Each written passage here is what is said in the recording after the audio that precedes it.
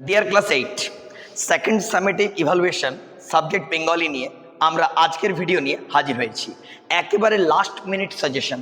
সৌরশিক্ষা YouTube চ্যানেলে নতুন হয়ে থাকলে অবশ্যই চ্যানেলটি সাবস্ক্রাইব করে বন্ধুদের মধ্যে শেয়ার করতে হবে, ওকে?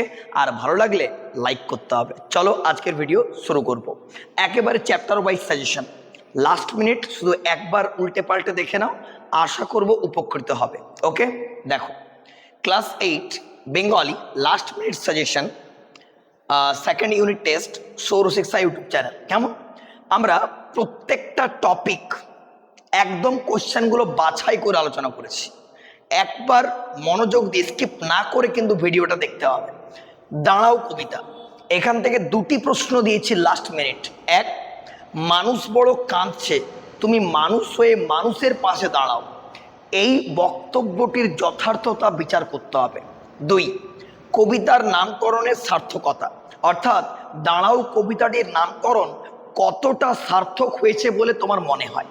এই দুটি করো, আশা করব উপকৃত হবে। নেক্সট, পল্লী সমাজ গল্প। আরেকটা কথা বলে রাখি, কবিতা বা গল্প বা প্রবন্ধ যাই হোক না কেন বা নাটক, কার লেখা আর কোন গ্রন্থ থেকে সংকলিত হয়েছে এটা মাস্ট। উৎস কিন্তু তোমাকে লিখতেই হবে, সেই উৎসতে এই দুটো কিন্তু অবশ্যই তোমাকে অ্যাড করতে হবে, ঠিক আছে? দেখো, এক, রমেশের চোখ মুখ উত্তপ্ত হয়ে উঠলো, ক্রোধে লজ্জায় রাগে, এরকম। মানুষ খাঁটি কিনা যায় মানে চেনা যায় টাকার সম্পর্কে, এই উক্তিটি ব্যাখ্যা করতে হবে। তিন, রমেশ বিস্ময়ে হতবুদ্ধি হইয়া গেল, ব্যাখ্যা। এছাড়া তোমার টেক্সটটা পড়া আছে, কোন উক্তিটা কে কাকে বলেছে এটা মাথায় রাখবে। নেক্সট, ছন্ন ছাড়া। এক, ওই পথ দিয়ে যাচ্ছিলাম ট্যাক্সি করে, কোন পথ দিয়ে কে যাচ্ছিল, কি ঘটেছিল। দুই, ঘেসবেন না ওদের কাছে, ব্যাখ্যা, অর্থাৎ কে ঘেসবেন না, কাদের কাছে ঘেসবেন না এবং না ঘেসার কারণটা কি। তিন, এক ক্ষয়হীন আশা মৃত্যুহীন মর্যাদা, এই লাইনটার তোমাকে ব্যাখ্যা করে বলতে হবে যে লাইনটা মৃত্যুহীন মর্যাদা বলতে কি বোঝানো হয়েছে। গাছের কথা প্রবন্ধ, অর্থাৎ জগদীশচন্দ্র বসু বিরচিত। এক, নানা উপায়ে গাছের বীজ ছড়াইয়া যায়। আর দুই, পৃথিবী মাতার ন্যায় তাহাকে কোলে লইলেন, এটার ব্যাখ্যা করতে হবে। এই দুটো প্রশ্ন করলে এই প্রবন্ধটা রেডি হয়ে যাবে। নেক্সট, হাওয়ার গান, দুটি প্রশ্ন দিয়েছি গো। এক, চিরকাল উত্তাল তাইরে, ব্যাখ্যা করতে হবে। দুই, হাওয়ার গান কবিতার নামকরণের সার্থকতা বিচার করতে হবে। পরের প্রশ্ন মানে পরের টপিক, কি করে বুঝবো? আশাপূর্ণা দেবী বিরচিত, মনে পড়ছে বুকু আর ডাম্বলের কাহিনী, সেটা তোমাকে পুরো টেক্সটটা ভালো করে পড়তে হবে। যেহেতু একটা সহজ গল্প, কোশ্চেন যে কোনো জায়গা থেকে পড়তে পারে, তাই আমি লিখে দিয়েছি তিনের সবগুলি পড়তে হবে, মাস্ট, একদম একটা প্রশ্ন বাদ দেওয়া যাবে না, কি করে বুঝবো গল্প থেকে। নেক্সট, পাড়াগাঁর দুপহর ভালোবাসি, একটা প্রশ্ন বলছি আর ওটাই আসবে, একদম প্রকৃতির চিত্রটা খুব ভালো করে দেখে রাখবে, প্রবল ইম্পর্টেন্ট প্রশ্ন।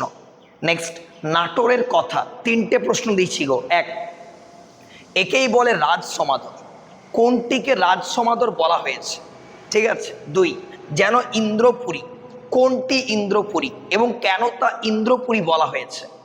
নেক্সট, বাংলা ভাষার জন্য সংগ্রাম, অর্থাৎ বলা হয়েছিল না যে বাংলা ভাষার জন্য প্রথম লড়লুম, তো সেই রেফারেন্সটা তোমাকে কিন্তু দিতে হবে। আচ্ছা, আরেকটা কবিতা গড়াই নদীর তীরে, একটা প্রশ্ন দিয়েছি আর এটাই আসবে, খুব খুব ইম্পর্টেন্ট। ডাহুক মেয়েরা বেড়াইতে আসে গানে গানে কথা কয়ে, লাইনটার কিন্তু ব্যাখ্যা করতে হবে খুব ভালো করে, ওকে? এই পর্যন্ত দেখো তোমাদের গল্প কবিতা প্রবন্ধ সব কমপ্লিট, ঠিক আছে? একদম ভয়াবহ ইম্পর্টেন্টগুলো একটু ট্রিপল স্টার করে নাও। মানুষ বড় কাঁদছে, খুব গুরুত্বপূর্ণ।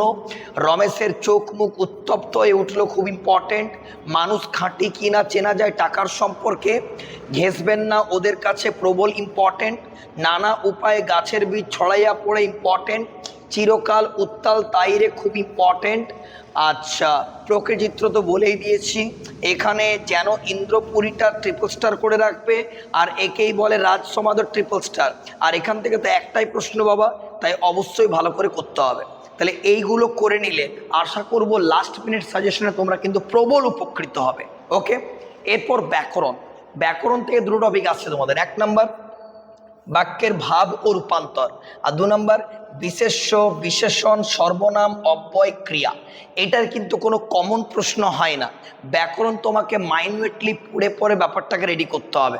ঠিক আছে, তোমাদের তো ভাষা চর্চা বই আছে, সেই বইয়ে খুব সুন্দর করে পরপর টপিকসগুলো আলোচনা করে দেওয়া রয়েছে। একটিবার রিডিং দেবে, খুব ভালো করে বুঝবে, অনুশীলনগুলো নিজে প্র্যাকটিস করে নেবে, তাহলেই ক্লিয়ার হয়ে যাবে। এবার আসছে নির্মিতি সেকশন, একটাই আসবে পত্র রচনা। তাই আমরা দুটো পত্র রচনা দিয়েছি ইম্পর্টেন্ট স্বরূপ। এক, হাসপাতালের নিকট জোরে মাইক বাজানো যাবে না, এটার ওপর ঊর্ধ্বতন কর্তৃপক্ষের কাছে একটা নোটিশ জারি কর। আর 2, যত্রতত্র আবর্জনা ফেলা নিষিদ্ধকরণ, অর্থাৎ যেখানে সেখানে আবর্জনা ফেলা যাবে না, হয়তো পঞ্চায়েতকেও দিতে পারে বা পৌর প্রধানকেও দিতে পারে। ব্যাপারটা বোঝা গেল। আর এই দুটোই যে আসবে এমনটা নয়, এখানে যেহেতু পত্র রচনা, তাই practice for perfection, the more you will practice the more you will improve. আমরা যত প্র্যাকটিস করব আমরা তত ইমপ্রুভমেন্ট বাড়বো। ব্যাপারটা আশা করি বোঝাতে, ওটার আলোচনা আশা করি তোমরা বুঝতে পেরে গেছো। আজকের ভিডিওর এই সাজেশন তোমাকে পরীক্ষাতে আউট অফ 50 45 প্লাস স্কোর করাতে অবশ্যই সাহায্য করবে। Wish you all the very best. পরীক্ষা তোমাদের খুব ভালো হোক।